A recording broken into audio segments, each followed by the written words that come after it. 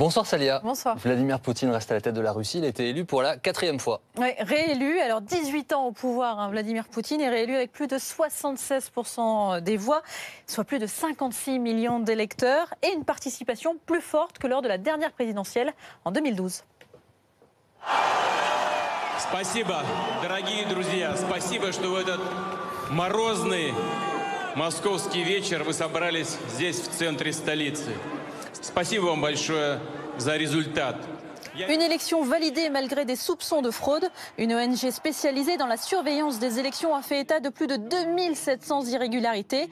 Bourrage d'urnes, votes multiples, entraves au travail des observateurs. Le principal opposant à Vladimir Poutine, empêché d'être candidat, a appelé au boycott du vote. Первое – это вбросы. И вы видите, что уже вновь интернет уже сейчас заполнен видео, как люди вбрасывают прямо под камеру. Вот их снимает камера с потолка, и они подходят и суют эту пачку бюллетеней. Поэтому вбросы, и это опять же, это вся страна. Mais la commission électorale a répondu. На наш взгляд, действительно, выборы были максимально открыты, и все, кто интересовался их ходом, у них было много возможностей это наблюдение осуществлять в разных формах. Sur les réseaux sociaux, les vidéos montrant des irrégularités se multiplient. Et face à l'ampleur de la contestation, la commission électorale a finalement invalidé des bulletins dans ce bureau de vote, par exemple. Alors vous avez madame ici, au fond, qui sort des bulletins, les pose sur la table. Sa collègue les reprend l'air de rien, les bras croisés, tranquillement. Elle s'approche de l'urne et hop, elle insère le paquet dans la fente. Bon, allez, pourquoi pas un deuxième gros paquet? Elle patiente. Et attention, hop, ni vu ni connu. Bon, et puis il y a cette dame-là qui n'a peur de rien. Elle est d'un pas décidé, elle y va franco. Elle prend le paquet de bulletins et direct dans l'urne.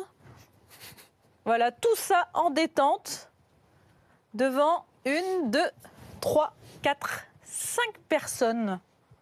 Tranquillement.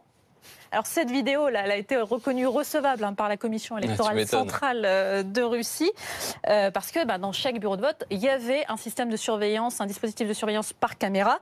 Impossible de savoir dans combien de bureaux de vote de telles scènes se sont répétées, mais la commission électorale en a retenu 2 en invalidant les bulletins. Les médias en ont parlé ici de ces irrégularités. Est-ce que Russia Today en a parlé de son côté? Eh bien, c'est la question qu'on s'est posée parce que RT est financé par le Kremlin. On a donc regardé toute la soirée électorale de RT France.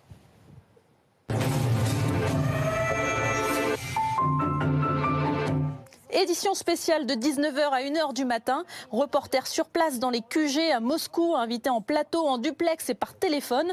Les déclarations des opposants ont été retransmises et sur 6 heures d'antenne, le ton c'était surtout ça. La politique de Poutine paraît hyper stable, hyper cohérente, hyper dirigée. Dans l'esprit de la population russe, à mon sens, il a redressé la Russie et aujourd'hui la stabilité. Il a restauré l'État, l'autorité de l'État sur l'ensemble du territoire de la Russie.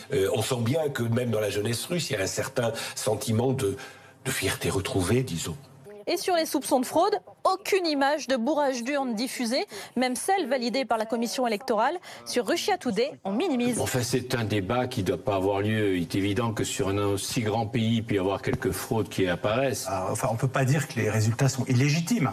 Il peut y avoir ça et là des petits problèmes, mais ce chiffre correspond à peu près à la réalité, je dirais. Alors, il peut y avoir une irrégularité ici ou là. Il y avait des caméras, j'ai remarqué, dans tous les bureaux de vote.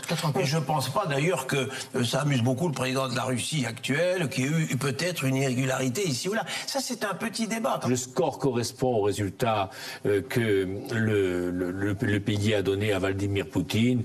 Et je crois que ce serait vraiment de mauvaise foi, de petitesse, de contester cela. Bon, on ne conteste pas alors. Conteste pas. Merci beaucoup, Salia. C'est la Braclia tous les soirs dans Grand Angle sur BFM TV.